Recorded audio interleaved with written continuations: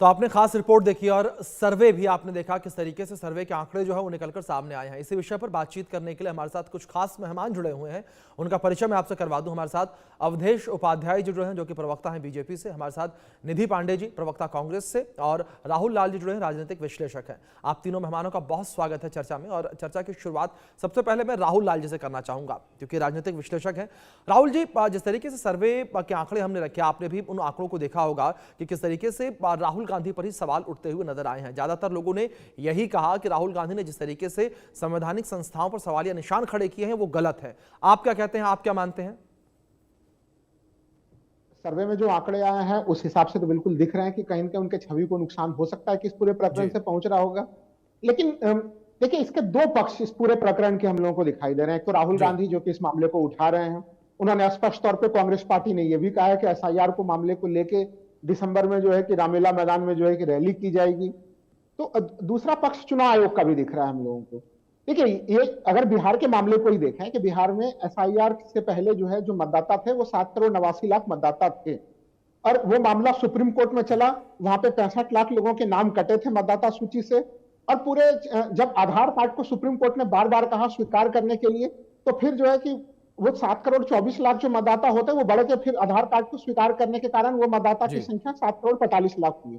तो संक्षेप में मैं ये चीज कहूंगा कि इसमें चुनाव आयोग को भी एक चीज देखना पड़ेगा कि जो मूलभूत मांग हो कहीं से, क्योंकि देखिए जो आरोप लग रहे हैं वो बहुत बड़े किस्म के आरोप लग रहे हैं, तो उसका उसी रूप में प्रत्युत्तर दिया जाए मजबूत रूप से। और अगर कोई गलत आरोप लगा रहा है तो चुनाव आयोग जो है आर्टिकल 324 के तहत उन्हें काफी बड़ी शक्तियां मिली हुई हैं।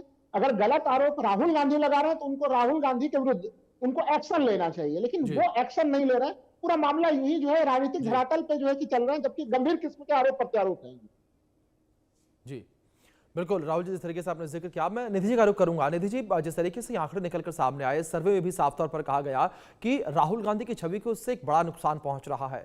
और अगर हम जो चुनाव परिणाम है उनको लेकर बात करें, आप लोगों ने हरियाणा में भी इस बात का जिक्र किया, वहां पर भी हार देखने को मिली, और बिहार के भी नतीजे भी हाल फिलहाल निकलकर सामने आए, वहां पर भी हमने देखा कि ये जो स्ट्रेटेजी कहें या जिस तरीके से ये कहें कि मुद्दा आप लोगों ने उठाया, उसका खासा असर जनता के बीच देखने को भी नहीं मिला। निधि जी,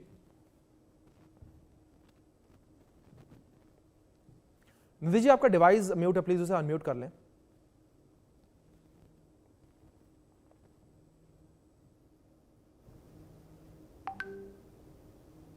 अभिषेक जी, जैसा कि राहुल जी ने मुद्दा उठाया एसआईआर का, मैं ये पूछना चाहती हूँ देश के गृह मंत्री से, भाजपा के प्रवक्ता से, कि जब गृह मंत्री पटना आए मौर्या होटल में चुनाव प्रचार के दौरान, या चुनाव जब मतलब थे मौर्या में होटल में, तो सीसीटीवी कैमरा में क्यों पेपर लगा के लोगों से मिल रहे थे? ये जो था सीसीटीवी कैमरा में पेपर लगा के लोगों से मिल रहे थे। दूसरी चीज की जो ईवीएम मशीन फेंका हुआ मिलता है उस पर चुनाव आयोग क्यों नहीं संज्ञान लेता है? जो पैसे बांटते हुए भाजपा के लोग मिलते हैं उस पर चुनाव आयोग क्यों नहीं संज्ञान लेता है? और तीसरी बात कि हमेशा आप देखते हैं कि चुनाव में अगर महागठबंधन का प्रत्याशी कुछ भी करे तो तुरंत एक्शन, और भाजपा वाला खुलेआम धज्जी उड़ाता है नियम कानून का और कुछ नहीं होता है, चुनाव आयोग देखता रहता है। जो चुनाव आयोग है ज्ञानेश कुमार है, वो तो किसके आदमी है? वो सबको पता है कि वो भाजपा के आदमी है, और वो हमेशा हमेशा ये जो है कि चुनाव आयोग का दोहरी नीति रहता है कि अगर महागठबंधन के लोग कुछ कर रहे हैं तो तुरंत एक्शन होगा, और अगर एनडीए के लोग कर रहे हैं तो उस पर चुप्पी साध देता है चुनाव और तर्क देने लगता है। तो इस पे कोई क्या कहेगा? आप बताइए, हमको जवाब दीजिए कि आप अमित शाह जी क्यों सीसीटीवी में ये पेपर लगा के लोगों से मिल रहे थे? जो आपका लिफ्ट का था सीसीटीवी कैमरा, किसको आप डरा रहे थे? चुनाव आयोग को डरा रहे थे? किसको डरा रहे थे? तो हमको जवाब चाहिए कि क्यों मिल रहे थे सीसीटीवी के। और भाजपा जो है, अगर ईवीएम सही ही रहता, बिहार में आईएएस आईपीएस की कमी थी क्या जो गुजरात से विश्वासी मंगाना पड़ा?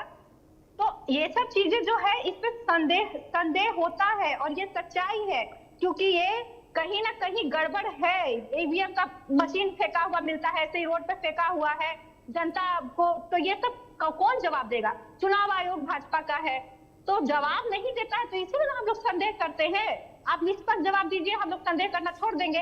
और जो आप रिटायर्ड की बात कर रहे हैं, वो कहीं ना कहीं भाजपा से लोग रिटायर होने के बाद मोस्टली लोग फिर भाजपा में, देखिए आप रिटायर्ड जज हो गया तो भाजपा में शामिल हो गया, आप अक्सर सुनते होंगे IAS में शामिल हो गया। तो ये रिटायर की बात नहीं, ये जो अगर अभी रिटायर नहीं हुए हैं अगर वो बोल रहे हैं तो एक बात है, जो रिटायर हो गए वो तो पार्टी में चले जाते हैं, तो वो अगर कोई बात कह रहे हैं उनको तर्क भी तो जानना चाहिए ना। अगर जज कोई बात कह रहे हैं रिटायर्ड जज, तो उनको तर्क बताना पड़ेगा कि बॉक्स क्यों फेंका रहता है EVM का रोड पे, क्यों पकड़ाता है 10 बॉक्स, कहीं वैशाली में पकड़ा रहा है, कहीं कुछ पकड़ा रहा है। अगर इतना निष्पक्ष चुनाव है तो, और ज्ञानेश कुमार चुप क्यों रहते हैं, किसके दबाव में चुप रहते हैं, तो ये सब जवाब देना चाहिए चुनाव आयोग को। जी ठीक है, अवधेश जी मैं आपका रुख करूंगा। अवधेश जी, इस तरीके से अगर बीजेपी को लेकर बात करें तो लगातार ये आरोप आप लोगों के ऊपर भी लगते रहे हैं कि जो सरकारी मशीनरी है उसका दुरुपयोग आप लोगों के द्वारा किया जाता है, उस दुरुपयोग के माध्यम से चुनाव आप लोग जीतते हैं। लेकिन अवधेश जी, क्या आपको लगता है कि बीजेपी को इसका जवाब देना चाहिए या जनता जो है वो आप लोगों के बिहाफ पर जवाब दे रही है, जो नतीजे निकलकर सामने आए हैं उसके हिसाब से? देखिए, पहली बात तो मैं निधि पांडे जी की इस बात का अभी पूरा खंडन करता हूँ जो कह रही है कि चुनाव आयोग आदमी है बीजेपी। चुनाव आयोग किसी का आदमी नहीं होता। चुनाव आयोग एक संवैधानिक एजेंसी है, संवैधानिक तरीके से वो कार्रवाई करता है जो भी करता है। लेकिन हाँ, आपके हिसाब से वो आदमी हो सकता है क्योंकि 70 साल आपने चुनाव आयोग के साथ काम किया है, तो आप चुनाव आयोग करता है। किसका मनपसंद चुनाव आयोग है? मोदी जी का, अमित शाह का?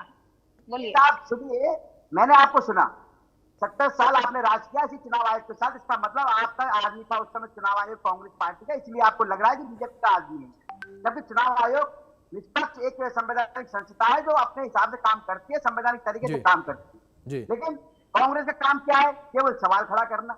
अच्छा एक बात बताइए, हिमाचल में कांग्रेस की सरकार बनती है, भाजपा हारती है, कोई नहीं बोलता। कर्नाटक में भाजपा हारती है, कांग्रेस सरकार बनती है, कोई नहीं बोलता। तेलंगाना में भाजपा हारती है, कोई नहीं बोलता, कोई ईवीएम की बात नहीं करता, कोई वोट चोरी की बात नहीं करता। जम्मू कश्मीर में भाजपा की हार होती है, कोई ईवीएम की बात नहीं करेगा, वोट चोरी की बात नहीं करेगा। ठीक है, और आपने बताओ, आपको ये कर्नाटक हो गया, झारखंड में भाजपा हारती है, सब कोई बात नहीं करेगा, वोट चोरी ईवीएम की हारा। लेकिन जहां कांग्रेस को सीटें नहीं मिलती, जहां कांग्रेस को पूरी तरह से कांग्रेस का सुपड़ा साफ हो जाता है, वहां वोट चोरी की बात होगी, वहां ईवीएम की बात होगी, वहां SIR की बात होगी। सच्चाई है अभिषेक पांडे जी, कांग्रेस को भारत पूरी तरह से अस्वीकार कर चुका है। कांग्रेस पार्टी आज के समय में मुस्लिम लीग माओवादी पार्टी बनकर रह गई है। क्यों? जिस तरह से अपने देश की संस्थाओं पर सवाल खड़ा कर रही है कांग्रेस पार्टी, जिस तरह से कांग्रेस के नेता आतंकी को बचाने के लिए सुप्रीम कोर्ट जाते हैं, राष्ट्रपति तक से गुहार लगाते हैं, जैसे कि याकूब मेनन के लिए किया था कांग्रेस पार्टी ने, उस तरह से कांग्रेस पार्टी पूरी तरह से जो है मुस्लिम लीग माओवादी पार्टी बन चुकी है। इसको अपने देश पर विश्वास नहीं है कांग्रेस पार्टी को, कांग्रेस पार्टी के नेताओं को अपने प्रधानमंत्री पर विश्वास नहीं है, अपने देश के लोगों पर विश्वास नहीं है। भाई किस पर विश्वास करोगे? पाकिस्तान पर विश्वास है कांग्रेस को, अमेरिका पर विश्वास है, लेकिन भारत पर नहीं है। जिस भारत ने कांग्रेस पार्टी को 70 साल की सत्ता दी, जिस राहुल गांधी जी को पूरी तरह से सत्ता सुख दिया इस भारत देश ने, उसी भारत के लोकतंत्र का अपमान करने राहुल गांधी विदेश जाते हैं। जी क्या करोगे इस चीज को? जी, अरे भाई SIR की बात यदि हम करें अभिषेक जी, SIR आज पहली बार नहीं कर रहा है चुनाव आयोग, 1952 में हुई थी सबसे पहले। ठीक है अवधेश जी लौटूंगा आपके पास में। ठीक है अवधेश जी लौटूंगा मैं आपके पास। जिस तरीके से आपने तमाम बातों का जिक्र किया, राहुल जी भी कुछ कहने का प्रयास करें। राहुल जी मैं आपका रुख करूंगा, आप अपनी बात रखिए, लेकिन एक चीज और इंक्लूड कर दूं, क्या राहुल जी आपको लगता है कि कांग्रेस को अपनी स्ट्रेटेजी अब बदलने की जरूरत है? राहुल जी देखिए, जो अभिषेक जी आपका सवाल है गंभीर है। कांग्रेस को थोड़ा अपने स्ट्रेटजी को और बदलने की जरूरत है, क्योंकि मुझे अभी भी याद है बिहार में मतदाता अधिकार यात्रा में काफी जबरदस्त लोगों की भीड़ जुड़ रही थी और लोग उसके साथ काफी ज्यादा जो है कि तालमेल स्थापित कर रहे थे उस चीज की। लेकिन फिर जैसे ही वो मतदाता अधिकार यात्रा खत्म होती है तो फिर SIR का मामला जो है वो सुप्रीम कोर्ट के भीतर जो है कि विधिक लड़ाई का मामला तो बना, लेकिन जनता के भीतर का मामला वो वहां पे नहीं बना, तो वो मामला उसी जगह पे छूट गया।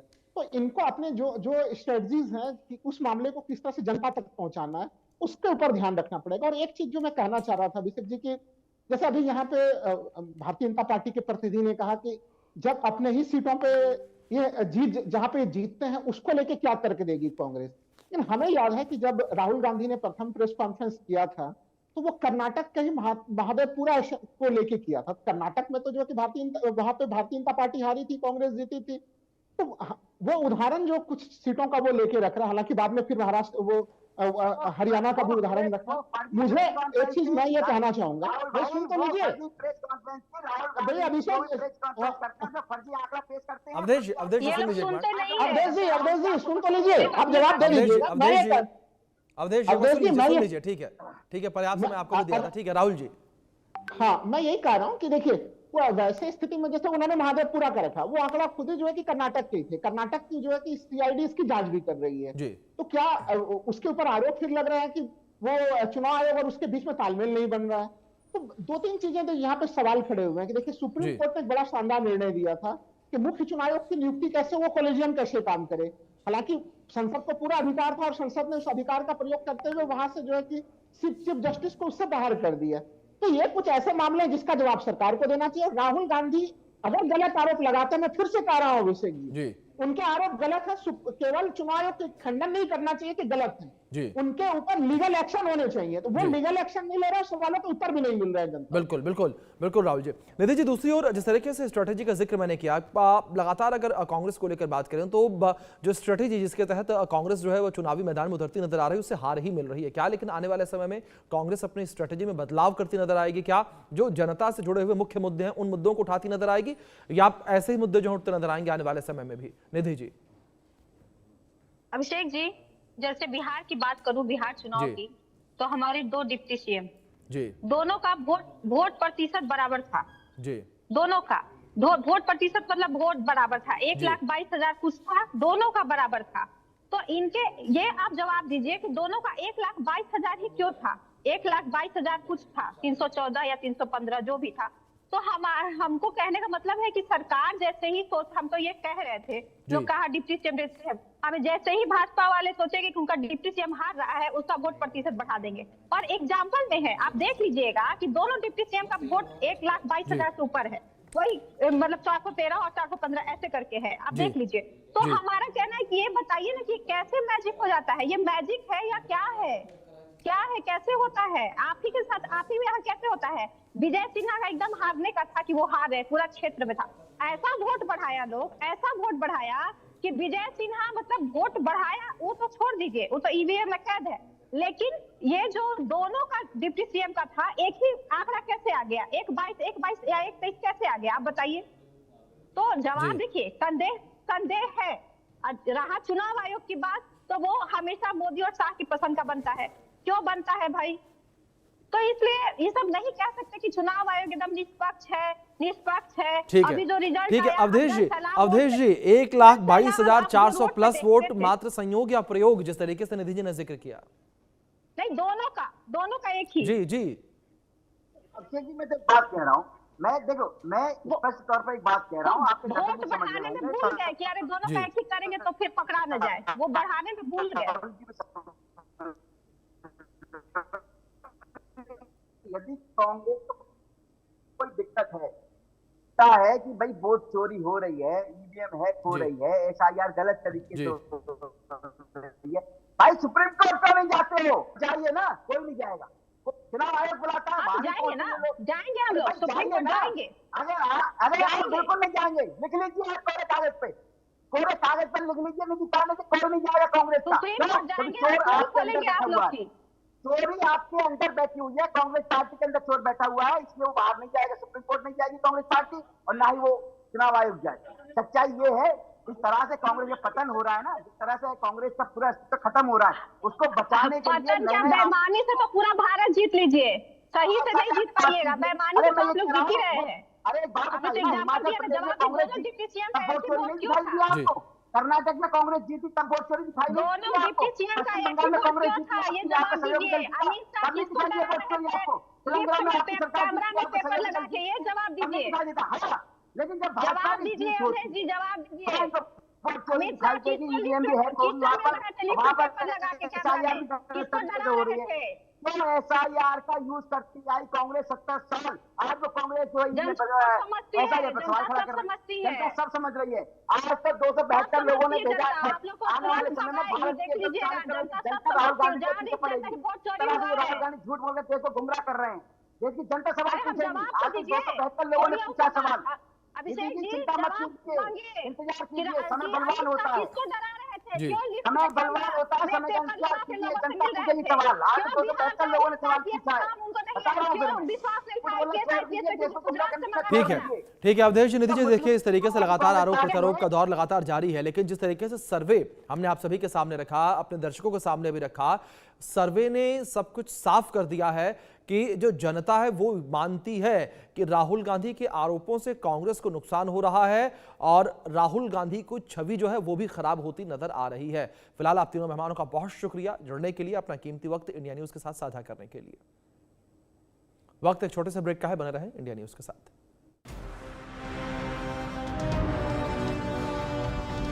श्री गुरु तेग बहादुर साहिब जी